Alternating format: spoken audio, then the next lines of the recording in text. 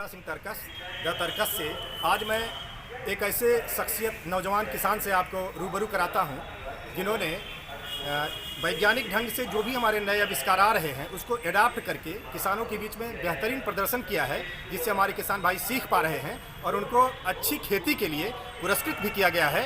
तो हमारे सामने उपस्थित हैं ठेकमा ब्लॉक के सिरवा गांव और ठेकमा ब्लॉक आजमगढ़ से आप एक प्रगतिशील किसान हैं। आपने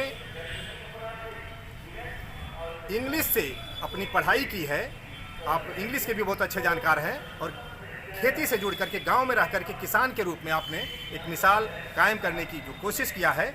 आपने लाइन सोइंग, लाइन में धान की बुआई करके लोगों को अपने तरफ खींचा है और इसके पहले भी आपने कई सारे ऐसे काम किए हैं। आपने जो इस समय एक बड़ा मुद्दा है कि लोग खेतों को फसल में जला देते हैं, उसके प्रबंधन के लिए सरकार बहुत सारा पैसा खर्च कर रही है और प्रधानमंत्री से लेकर कृषि मंत्री तक लोगों को जागरूक करने के लिए काम कर रहे हैं। कई लोगों पर FIR करना पड़ रहा है। तो मैं आज उनसे सीधे परिचय आपका कराता हूं। वो परिचय बताएंगे, फिर अपने किए हुए कामों के बारे में बताएंगे।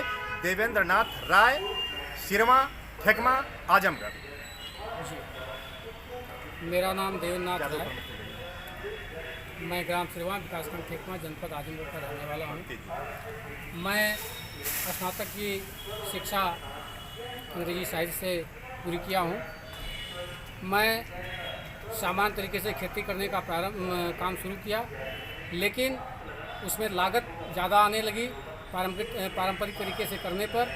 फिर हमने कृषि विज्ञान केंद्र कोटवा आजमगढ़ और कृषि विभाग आजमगढ़ के अधिकारियों और वैज्ञानिकों से संपर्क किया।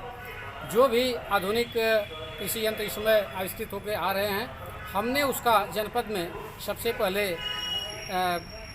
खेतों में काम करना शुरू किया उसको लेकर के। और जो फसल अवशेष की समस्या है जलाने की, मैं उस पर विशेष काम कर रहा हूँ। फसल अवशेष जो खेत में मिला दिया जाए उसको, ताकि खेत की मिट्टी की उर्वरा शक्ति बढ़े, मृदा का स्वास्थ्य बने और खेत में ह्यूमस पैदा हो, ताकि अच्छी फसल कम लागत में ली जा सके किसानों के द्वारा। मैं सबसे पहले 0 टिल मशीन का प्रयोग किया, उसके बाद हैप्पी सीडर का प्रयोग जनपद में पहली बार शुरू किया, जिसको देख करके काफ़ी किसानों ने अपना शुरू कर दिया। अब मैं इस समय जो आधुनिक मशीन आई है सुपर सीडर की, मैं सुपर सीडर के माध्यम से कंबाइन मशीन से धान की कटाई करने के या गेहूं की कटाई करने के सीधे बाद जो है बिना किसी जुताई के, बिना किसी लागत के और कम बीज और कम उर्वरक का प्रयोग करते हुए सीधी बुआई करने का काम करता हूं। और फसल अवशेष जो है वह सीधे मिट्टी में मिल जाता है, जो सड़ करके ह्यूमस का काम करता है।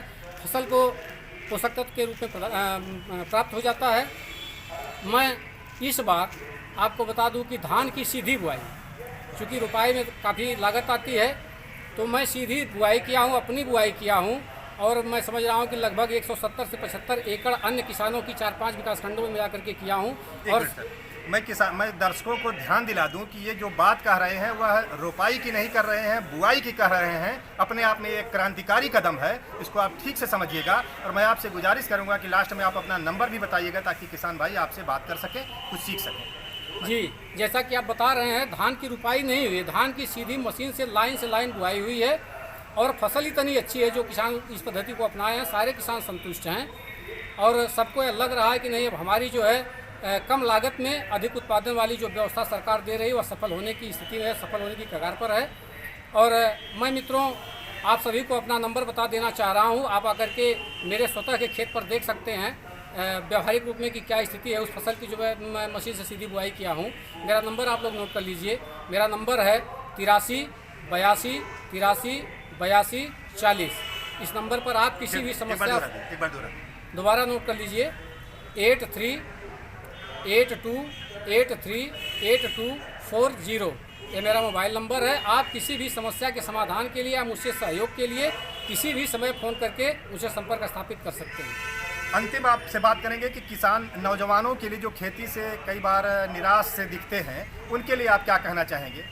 देखिए, एक चीज़ मैं स्पष्ट कर देना चाहता हूं कि जो एक कहावत है कि no risk no gain, more risk more gain. यदि आप रिस्क नहीं लेंगे तो आप कुछ भी अर्जित नहीं कर पाएंगे। आप रिस्क लेने की क्षमता और साहस रखते हैं तो आप बहुत कुछ अर्जित करने की स्थिति में होंगे। यह नौजवानों से मैं स्पष्ट संदेश देना चाहता हूं। और रही बात खेती से उठकर भागने की, तो यदि आप वैज्ञानिक तरीकों को अपनाएंगे और समय पर खेती का जो प्रबंधन है उसको करेंगे तो निश्चित रूप से खेती लाभकारी है, छोटी मोटी नौकरी से कहीं ज़्यादा लाभप्रद है और खेती करके आप अपने परिवार को भौतिक सुख सुविधाओं की व्यवस्था कर सकते हैं। हमारे बीच थे देवेंद्र नाथ राय, राष्ट्रीय सोच, सामाजिक एक्टिविस्ट, सोशल एक्टिविस्ट, और आप